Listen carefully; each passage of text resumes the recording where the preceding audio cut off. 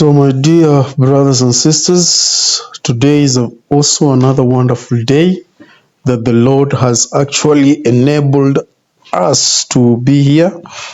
And there's a lot of things that are happening, but God is always giving us peace, and the Lord is very much loving.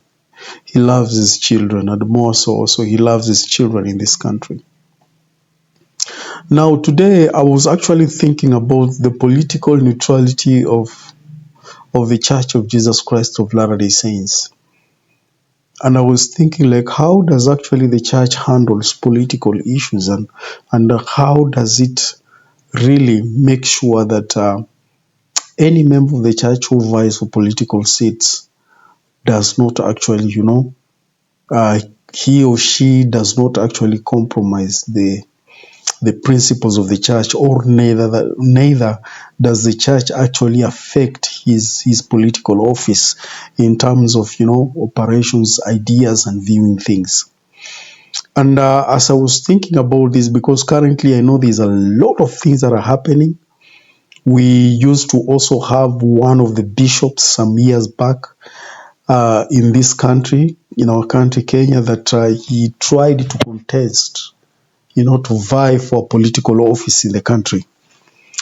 And but I think it never went well with him because of the misconceptions people had about the church. And the topic today I wanted just us to follow on was about the what does the church political neutrality mean for members of the Church of Jesus Christ of Latter-day Saints? What exactly political neutrality really means to us when we speak of that? And I came across one of the clip that the apostles of the church were discussing about this, and this was some years back, but not long ago. And that was Elder Russell Ballard that was actually discussing about this with Elder uh, Elton Cook, Elder Cook. They were actually discussing about this issue, and I would like us just to listen to this discussion, which was very, very interesting. And without further ado, let me just welcome you. Please welcome. Basically, what it means is that the church, as an organization, remains neutral, but the members of the church, the individual members, have a great responsibility to be involved in their communities, but the church as an institution will remain neutral. It must, because we have Republicans and Democrats and independents and so forth that are all faithful, wonderful Latter-day Saints. And the principle is be involved, but don't look to the church to direct you as to how to be involved. Yes, my brothers and sisters, this is a short clip that I just listened to what the apostle there said, that the church cannot actually direct you on political issues, but it is encouraging its citizens to be active members of these processes, to be involved in your community. You need to know how your community is actually doing, the developments that are coming in your community, the interests and the policies that your community is actually driving. So he says it is okay, members of the church, you need to be involved, but do not expect the church to actually tell you how to be involved. Because when it comes to that, the church is silent about political issues. Very silent. And that is why it is actually very clear to those who may be actually, profiling members of the church on political issues. And especially maybe at times they will say that most members of the church are Republicans. That is in the case of America. They will say most LDS members are Republicans as opposed to being, Democrats and all that. And those who are Democrats, they may be seen like they are kind of like anti-church, policies and all that.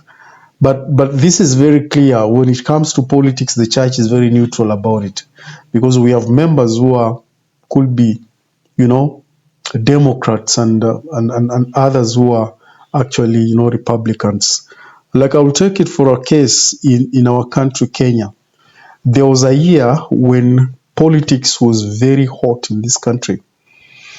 And so to speak, most of our people in the country and most of the political classes in our country, when they advocate issues, they don't advocate issues or matters based on, ideologies.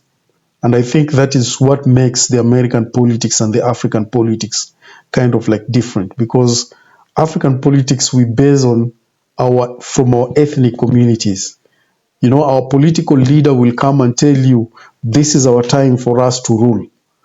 We've been ruled for quite some time with different tribes, and we are not actually getting any help from them. So now it is our time for us to rule ourselves, and we urge our people to come out in large numbers to vote so that we can get this seat. So you end up realizing most of the time politics and elections in most of the African countries are actually they are called what? They are community census. It's a time for you to prove yourselves, to come out with large numbers to prove how many are you as compared to other tribes, or other as compared to other tribes and all that. So it's a tribal census, which is at times it ends up badly, because I remember some years back in the year 2007, 2008, we had a serious post-election violence. There was a lot of serious post-election violence that some of the communities who had ganged up against certain communities felt like their elections were stolen, because they could not understand that out of, like, let's say 40 or 42 communities versus one, and how come that one community still won the elections when they had gathered against one community, which they had perceived that this community has had some quite a number of time ruling the country, and they felt like they were not actually dividing resources adequately as the way they would want to. So it triggered violence, and a lot of people died during that time. A lot of people died, mostly women and children. So these are some of the things that the church is trying to address, because you find we within the church we have different communities, and we have people from different political backgrounds, political parties, and at times, they will disagree for them to agree.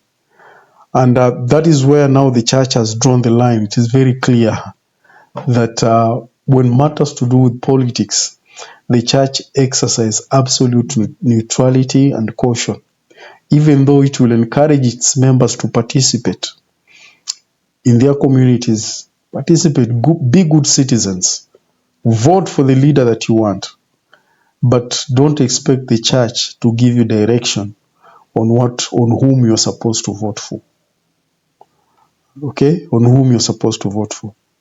And that's why in one of my videos I said that I think I said that if I was in America, if I would be in the States, the candidate that I have seen that I will follow, I would definitely vote for Donald Trump, because I think the things he speaks is very honest, and he speaks his mind, and he looks like he's a person who cannot actually be manipulated, and that is according to me, that I think if I would be in America, I would vote for Trump.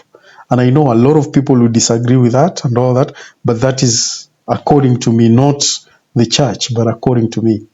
And I think it's good that the church is teaching us a principle for us to ensure that we are agents unto ourselves, and we exercise our own free agency. And when we do that, we ensure that we exercise that agency with a lot of caution, without harming or demeaning or belittling the other people who are actually may have a contrary opinion, or against, a counter opinion relative to what you have. So that is what the church really stands for. It does not discourage us from participating in politics, neither does it actually, direct us on what to do in politics.